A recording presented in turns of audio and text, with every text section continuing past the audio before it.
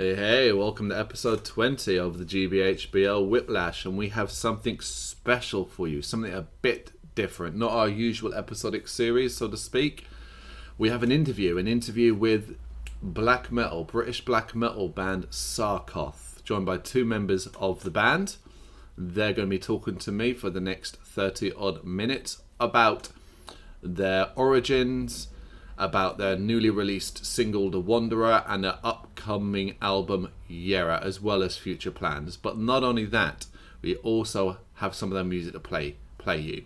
So at the start, right after I stop speaking, you're going to get to hear from the 2017 demo Awake in Eternal Sleep. Bear in mind this track will be on the new album Jera, out on September 21st 2018, but an improved version. So this is an earlier version, a demo version of Awake in Eternal Sleep. And stick with us to the very, very end of the interview, where you'll get to hear The Wanderer, the new single from the upcoming album Jera. You'll be able to hear The Wanderer at the very end of the podcast, right after the interview. So enjoy.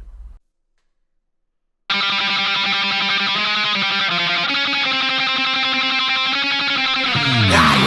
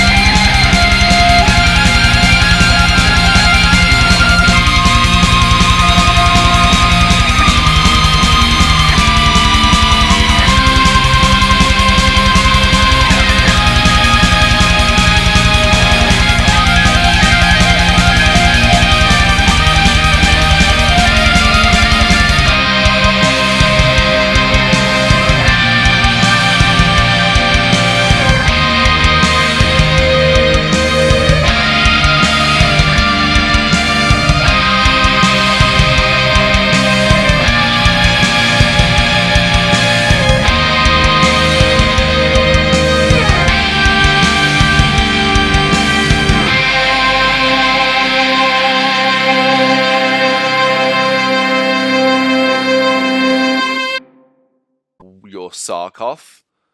You are a heavy metal band, the simple stuff. Yeah. Tell us a bit about yourselves. Well, we're kind of atmospheric melodic black metal, based in Staffordshire. Been going for about a year now, and we just put out a new release, a single leading up to our debut release in September. So that's kind of where we're at the moment. Yep. And how did you guys meet? What about your origins? Where did you decide to start a band? So we met when we both started college. We started studying TV and film at college. We became good friends, and we spoke about music quite a lot. Always give it. And then I actually sold Ellis's first electric guitar. Yeah. When he started, decided he wanted to pick up the guitar and start playing. And somewhere along the line, then we then continued, and we went to and did the same uni course together. And then at some point on that uni course, we said we ended up forming the band. Yeah, we both wanted to start solo black metal projects. Yeah. And then when we realised we both wanted to do it, we just said, well, let's do it together then. Mm-hmm. And that's kind of how that started. Do you remember your specific day that Saarkoth was born? Like, do you have an anniversary? I couldn't tell you what the date was, but I remember it. I remember the initial conversation. I couldn't tell you what day it was. But No. I think we kind of consider the day the demo was released to be kind of the anniversary. yeah, that's the date that we actually have that we can remember. That's one you need then, guys, because you got to have that. This is when Yeah. we were born. Even, Yeah, like your marriage, if you forget what it is, you make one up. So 10 years down the line, you can do your 10-year anniversary shows. Yeah, exactly. Yeah. Yeah. Okay, so where did the name Saarkoth come from? Not the best story in the world. We were both having a few drinks around mine, and we were playing World of Warcraft, and we just made some new characters, and there's a character in it. It's a scorpion, and it's called Saarkoth, but with only one A. And because we were drunk, we thought it sounded like a really. It sounds pretty black metal, pretty cult. Yeah. We're like, that'll do. We'll take that. Add an extra A in so we don't get sued. Yeah. I believe we'd just written a song that day, and then we chilled out, put on some World of Warcraft, made some new characters, and I kind of wished we'd thought of a cool story to tell you where the name came from, but we didn't. That's the true one. So. That is a cool story. And in a couple of years' time, when you're big, huge, and Blizzard come after you, then it becomes an even better story. Yeah. Well, that's why we added the extra A in. Totally different now. Yeah. You already mentioned at the start, but can you go a bit further into your sound, how you would describe it, and where that direction came from, and some of your influences?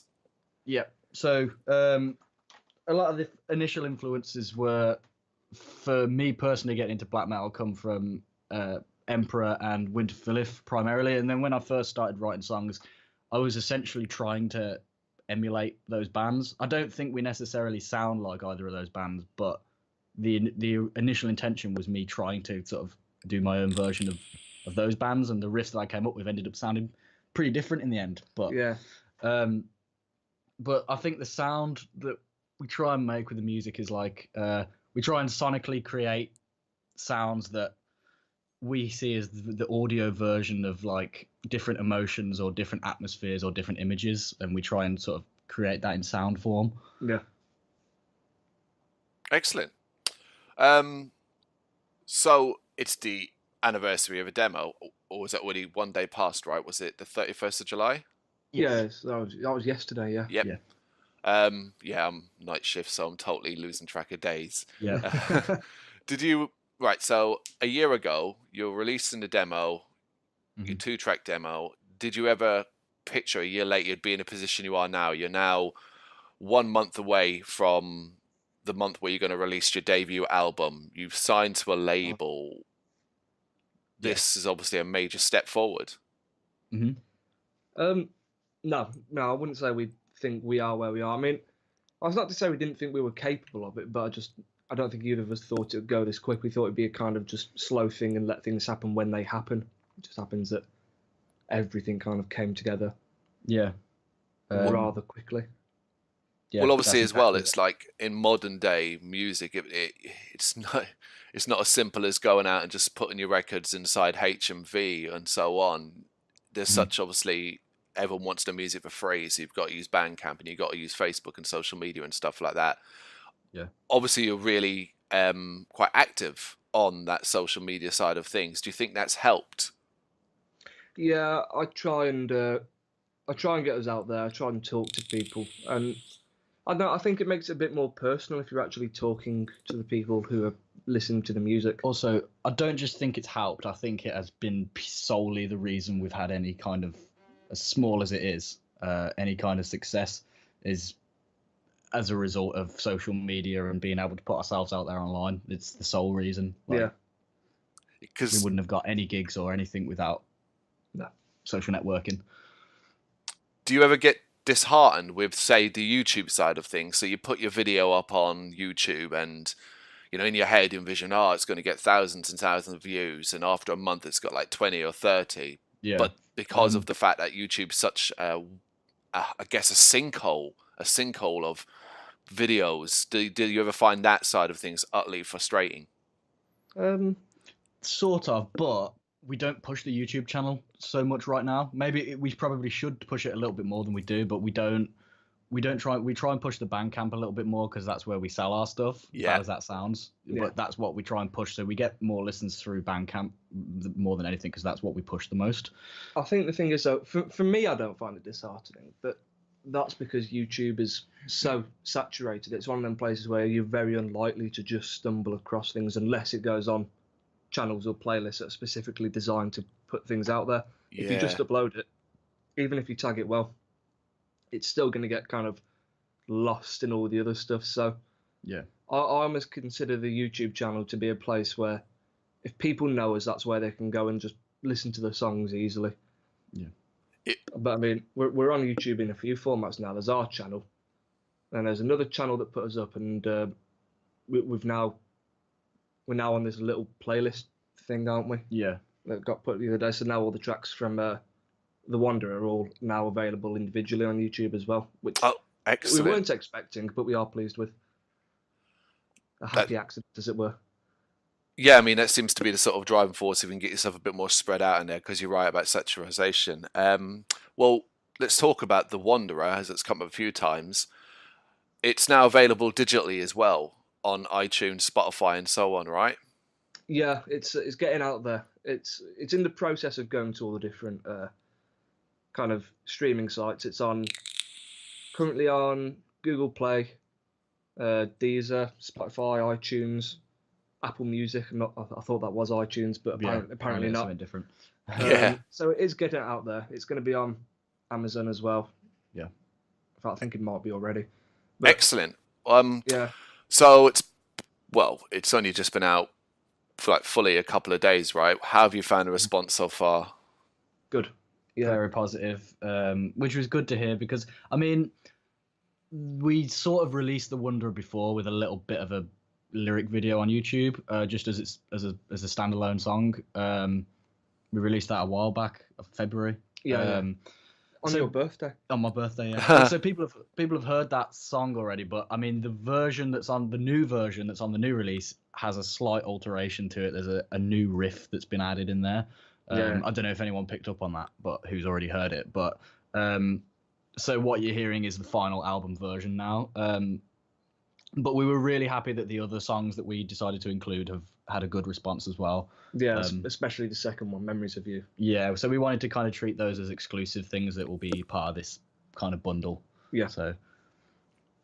Right. Well, so The Wanderer is the first single from Jera, which is out in September. But Memories of You isn't on that album. That's an exclusive just to the single, right? Yeah. Yes. The reason we kind of put the single together was because we had there's a guy from Germany who's really into our stuff and he loves buying stuff physically, and he sent us a message saying you should consider doing a CD single release of The Wanderer. And we were like, that's not a bad idea. It's something we could sell, but we don't just want to sell a song that people can already just listen to on YouTube. So we thought, let's put another song together. And then we ended up also saying, screw it, let's do a cover as well for the fun. Yeah, there was kind of a discussion at the start of what should we put on the B-side, like what can we add to it to kind of make it worth people's money. Because if they're going to spend money on it, I want them to get a good package. So we wanted to do the cover from the start, the Winter Philith cover, but we weren't sure the kind of legal side of it. And so we did Memories of You, and that was kind of inspired as well by some recent events. But then I just messaged Winter Philith and just said, "Hi, can we cover this and put it on a limited release?" And they said, "Yeah." So like, sound. So that's why it ended up being a 3-track thing rather than just the 2. Mm-hmm. Oh, so you literally just messaged them and they said, "Yep." Yeah, I asked them whether it'd be okay with their label, and they said, "Yeah, it'll be fine. Our label heads are a good friend of ours, so we'll just tell him not to fussy about it." And on the digital side of things, the service that we've used to put it out there, it actually gets us the appropriate license to put it out digitally as well. Yeah. So it's all kind of come around really well. Oh, that's perfect. See, that's what you kind of talking about, that lovely connection where you can just message and say, "Hey, can we do this?" And they say, "Yes, it's fine. We're friends with our label head, so there's no issues there." Mm-hmm. That's kind of the great thing about scenes like the UK black metal scene. There's them in every genre in every country. But I can't think of a bigger black metal band from the UK that are around right now. Cradle of Filth, like Cradle of Filth, but that's a little bit different. They're like huge mainstream kind of band, but in terms of the UK black metal scene right now, I can't think of a bigger band than Winter Philith, and they were kind enough to message us back straight away and be really, really friendly. So I think you're right. Like when I think of being UK black metal bands, it's them. And as you already said at the start, they're obviously one of your inspirations. Mm-hmm. So back to The Wanderer. Is it a good reflection of what fans can expect to hear overall on Jera? The Wanderer is, because that's kind of that is one of the tracks from Jera. So it doesn't really have so much of the atmospheric side that we always have on the album. But the actual composition of it is very similar to a lot of the other stuff on the album. So it's kind of a good, if you take that and then you take the songs from the demo, which have obviously been improved since the demo, it gives you a fairly good idea of what you can expect. Yeah. Memories of You is, again, composition-wise, it's very similar, but the overall kind of the massive choruses and the massive choirs, rather. The massive choirs and like the really reverby lead guitars you get that almost sound like kind of string instruments. That's not a sound that we really explored in time for the album, but weirdly it's kind of the sound that we wanted to make when we started. We just weren't sure how, and we figured it out now, but sadly not in time for the album. But you say sadly, but the album's kind of like Ellie said, a lot of the songs came out a little bit different to what we set out to kind of be as a band from the start, but they did come out really well. But I think we ended up finding a sound that we didn't know was in us. Yeah, when we put the album together. So yeah, although it's like kind of different from what we started, we're still immensely proud of what we've done, and we think people are going to love it. Excellent. So what other little bits and pieces can you share about Jera? Does it actually have a date, a release date? It's in September, but do you have a set date yet? The 21st. Yeah, it's coming out on the 21st of September. There you go, people. Put it on your calendar. So it's got The Wanderer, the 2 demo tracks improved. So that's 3. How many more? There's 9 songs in total. Yeah. Two of them are kind of like short instrumental pieces. But then the rest of it is good old black metal with 7 songs. Yeah. It's just it's more of if people like the songs from the demo and they like The Wanderer, it's more, that's a really good like representation of the spectrum of sounds we explore. And there's definitely one track that's kind of a little bit slightly different kind of sound to those, that's a little bit more epic, which is a bit of a overused word, but there's a bit of an epic on there that's a little bit different. But aside from that, it's more of what you've already heard in a lot of ways, but just exploring different types of riffs and different types of grooves and stuff like that. So yeah. So basically, if you're already a fan, if you've liked what you put out so far, there's no concerns. You're not dropping don't think hardcore so. beats, breakdowns, or anything. No. No. Nothing dramatically different from what you've already heard, although it's I'm pretty confident that people that like us already are going to be really happy with the album. Yeah. Excellent. Well, you know us, my view. Can't wait for it. It's going to be spectacular. Expect great things. Don't let me down. Pressure's on now. Right. I think we touched upon this already, but going back to Memories of You, because you said yourself, were you surprised by quite how much people have enjoyed that song, as and consider it's just an extra almost? Yes and no. I think, yeah, we're really glad that people like it, but I think we also felt that it's kind of the best thing we've written. So I think kind of not to sound cocky, but I think we kind of knew that if people like us, they're gonna really like this. Yeah. So that's why we were quite confident putting it out. From the beginning, we knew compositionally it was really strong. Where we were struggling for a while was this has been without a doubt the hardest track to produce and mix. Yeah. So we were really worried we were going to get the mix right for it, but I think we've got it in a good place now. Yeah. Because there's quite a lot to the song, I think. So trying to get all the elements so that everything kind of, you can hear everything without it being messy was really hard to do, but we got there in the end. Yeah. I don't want to sort of play favourites, but I agree with exactly what you said. I was blown away by it. I was really surprised. Not surprised, because that sounds like I was expected to be shit. That's not the case. I was surprised by how much of a step forward it was from the demo tracks. Like it sounded like that, but my God, you've grown in leaps and bounds in the space of a year. It's an incredible track. Yeah. I like it. It takes you on a journey, doesn't it? Yeah. Thank you for saying that. It's really kind. But that's exactly how we saw it. Kind of like so when we wrote the music for it, we did actually say to each other, like, some of the stuff that we're writing is just we didn't think, we were just surprised at the stuff that comes out of it. Because when I listen back to it, I'm kind of like, I listen to a lead that I've written or something. Like, for example, the kind of the solo at the very start of the song. When I kind of listen to it back now, I'm kind of like, I'm not quite sure how that came out. Like it just happened at the time. It's not something you'd usually write, is it? It's not your typical style with lead, is it? Yeah. So yeah, we're really, really happy with how we're progressing, and we just we're looking forward to getting cracking on with writing the next one as well, and seeing where we go. There's already a kind of stuff in the works for it. Oh, well, you've said it. So you're writing or just playing around? We've got ideas. We're focusing on, as soon as the album's released and we know there's no more work we can do on it, that's when we'll sit and we'll properly start writing and throwing all these ideas into songs. Yeah. Strike while the iron's hot. Brilliant. I'm glad you sound so proud of the single, of Memories of You, of The Wanderer, of the cover.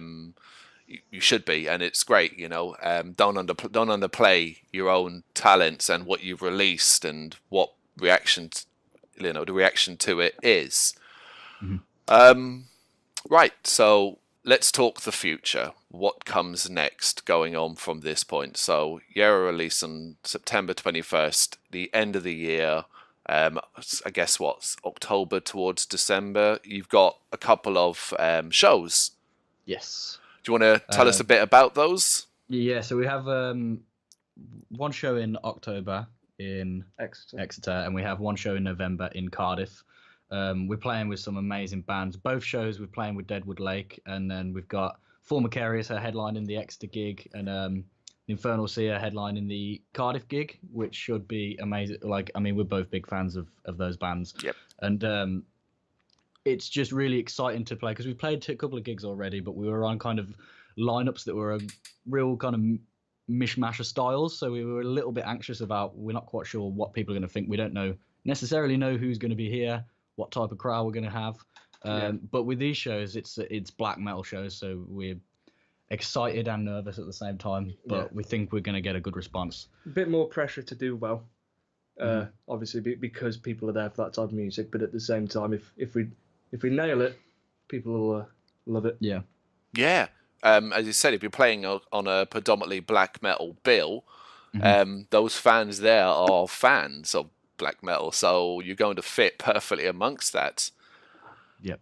That's it, because it's kind of like we were a little bit worried with some of our shows that we've ended up on that we played.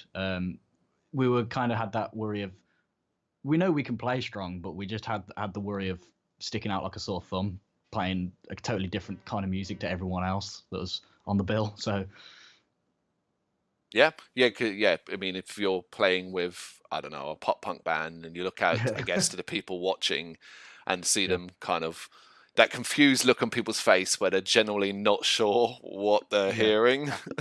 Yeah.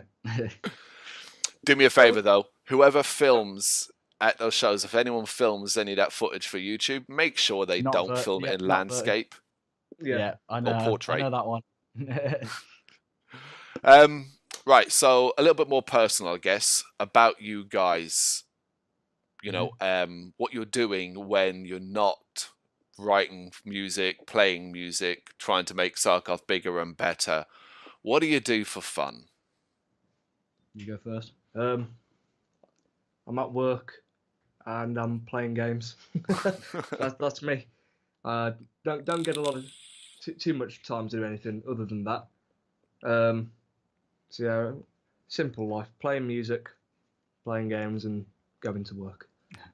Well, I'm going to break it down a bit more. I'm going to force more information out of you. So games. What games are you playing? Predominantly World of Warcraft, but then I also like strategy stuff and RPG stuff. Like what strategies do I like? Command and Conquer, Dawn of War, that type of thing, and then your Crusader Kings, your Civilization, all that type of stuff. Okay. But predominantly World of Warcraft, especially now there's a new expansion out. Yeah. They don't make any new Command and Conquer games, do they? No, I flick back to Red Alert sometimes. Like the classic Red Alert. Yep, that's the one. Yeah, good those. Good game.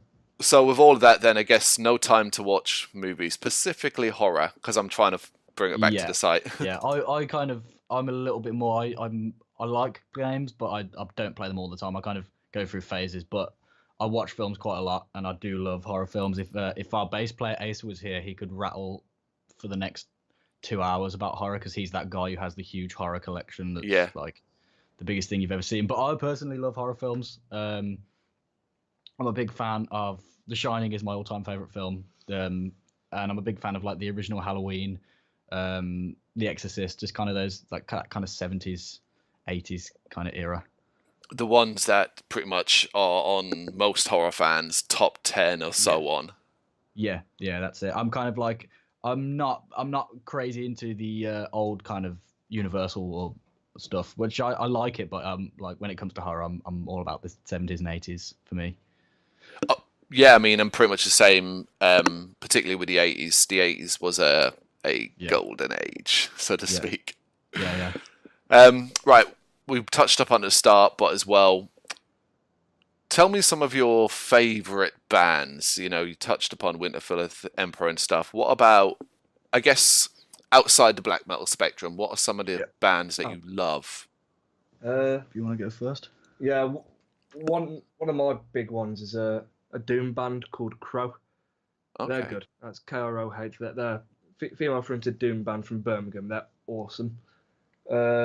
Mechana, they're kind of sci-fi, genty, symphonic thing. Like the whole album's like, each album's like plays as one big song, and they got this story going on throughout all the albums, like Cohen in Cambria, that type of thing.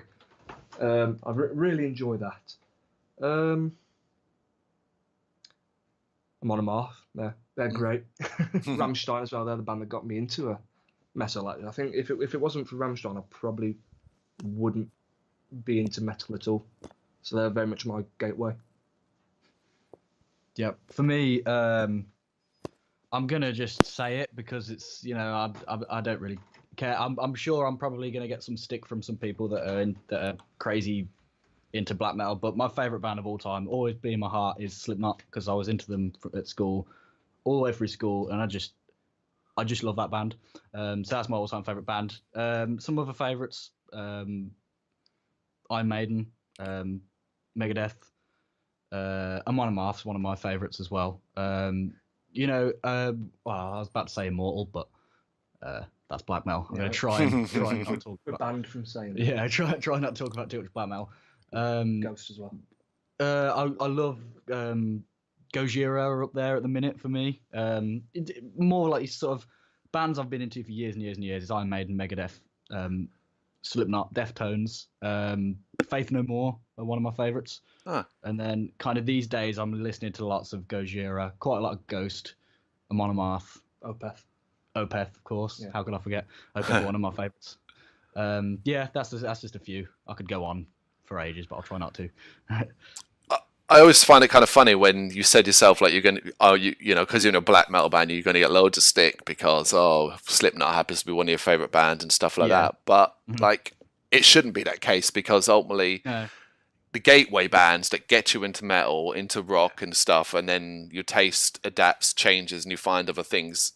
We always joke, me and my brother, we always joke that if anyone ever comes to you and says, I got into metal through Cannibal Corpse, they're lying. It's bullshit. Yes. No, they didn't. Yeah. They found something before and then eventually found it. I'm pretty much the same. Like, I love so many wide array of bands, but if I go back to base one, the very start, you're looking at the likes of Meatloaf, Def Leppard, Metallica, and Metallica is still like one of my favorite bands because of that.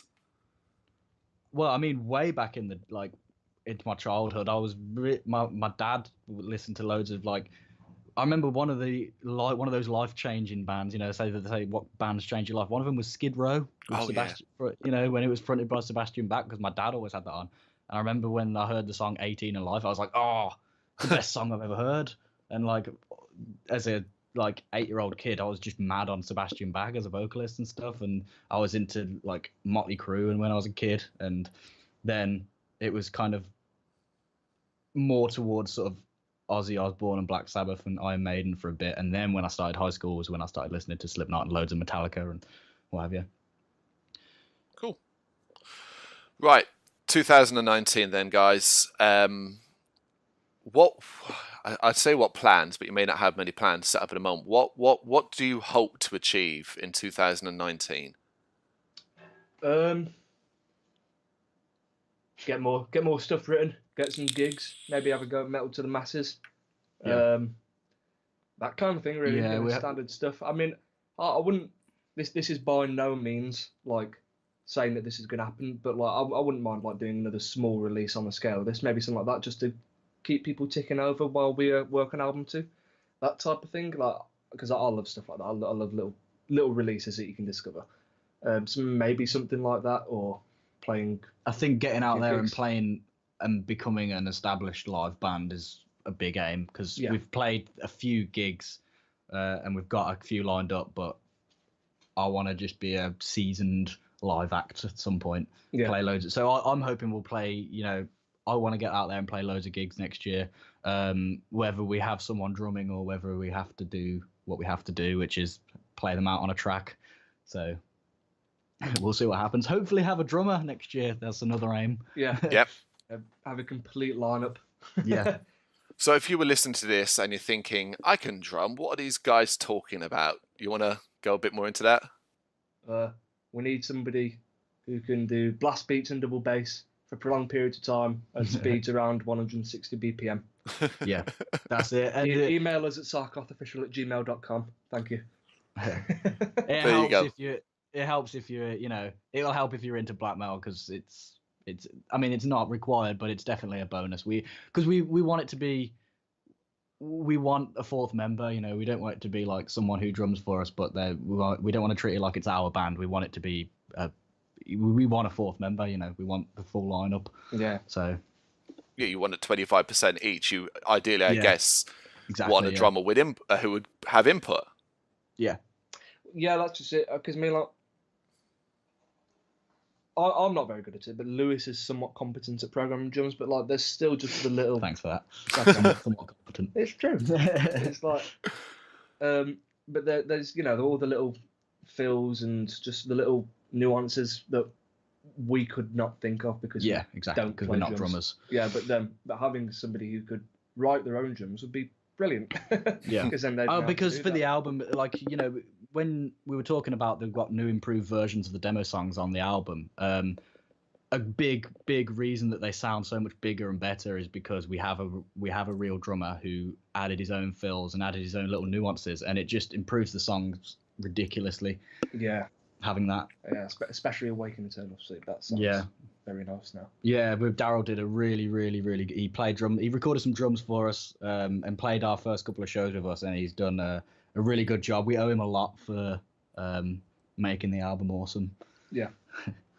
Can't wait to hear it. Obviously I'm such a huge fan of those 2 demo tracks, so can't wait to hear these new and improved versions. Yeah. Right, so let's wrap this up with, I guess, plugging. Let's plug yourselves, the single, the album, get all the dates out of the way and where this stuff can be bought and picked up and so on. Where can you find The Wanderer? You can find it on our Bandcamp. That's saarkothofficial.bandcamp.com. Spotify, YouTube, it should be on all the major places. Album's coming out on the 21st of September through MSH Records. What else is there? Gigs. Yeah, gigs. So, if you're in the Exeter area and you'd like to see us live, along with some amazing other bands, we'll be playing the Cavern on October 14th. That's £5 entry on the door. And then in Cardiff, we're playing the Fuel Rock Club on November the 11th. And that's the gigs we've got lined up. And we'll keep everyone up. You can check that on the Facebook page. And we'll keep everyone kind of updated if any more gigs come around for next year. It'll all be on our Facebook page. So yeah, there are promoters who are interested. Yeah. So we should at least get a couple more gigs. Excellent. Right, last thing. You're speaking to your fans. Yeah. Excuse me. They ask them one thing to support you. Just the best way to support us and any band our size or bigger is just to spread the word. If you know somebody's going to like the music, share it. If you've got friends around, put it on, see if they like it. Yeah, and a big one is for any small band and us included is if you like us and you can make it, come to the shows because that's quite it's hard to pull. Because people, when we play live, bands of our size don't make money playing live. If anything, it costs us money to get ourselves out there and play live, but we just do it for the fun of doing it. So go to the shows. yeah, buy a ticket and have a good time.